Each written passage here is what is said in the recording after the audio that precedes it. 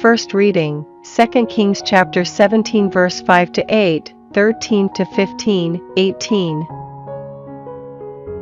The king of Assyria invaded the whole country and, coming to Samaria, laid siege to it for 3 years. In the 9th year of Hoshea the king of Assyria captured Samaria and deported the Israelites to Assyria. He settled them in Hala on the Habor, a river of Gozan, and in the cities of the Medes. This happened because the Israelites had sinned against Yahweh their God, who had brought them out of Egypt, out of the grip of Pharaoh king of Egypt. They worshipped other gods. They followed the practices of the nations which Yahweh had dispossessed for them, and yet through all the prophets and the seers, Yahweh had given Israel and Judah this warning: turn from your wicked ways and keep my commandments and my laws in accordance with the entire law which I laid down for your fathers and delivered to them through my servants the prophets. But they would not listen.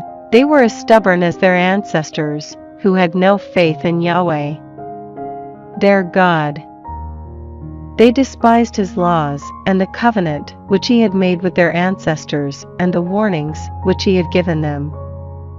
Pursuing futility, they themselves became futile through copying the nations round them, although Yahweh had ordered them not to act as they did, because of which Yahweh became enraged with Israel and thrust them away from him. The tribe of Judah was the only one left.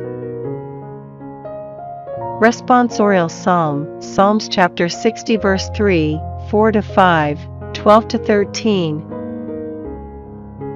You have forced your people to drink a bitter draught, forced us to drink a wine that made us reel. You gave a signal to those who fear you to let them escape out of range of the bow, to rescue those you love. Save with your right hand and answer us. With God we shall do deeds of valor, he will trample down our enemies. Gospel, Matthew chapter 7 verse 1 to 5. Do not judge, and you will not be judged, because the judgments you give are the judgments you will get, and the standard you use will be the standard used for you. Why do you observe the splinter in your brother's eye, and never notice the great log in your own? And how dare you say to your brother, let me take that splinter out of your eye, when, look, there is a great log in your own, hypocrite. Take the log out of your own eye first, and then you will see clearly enough to take the splinter out of your brother's eye.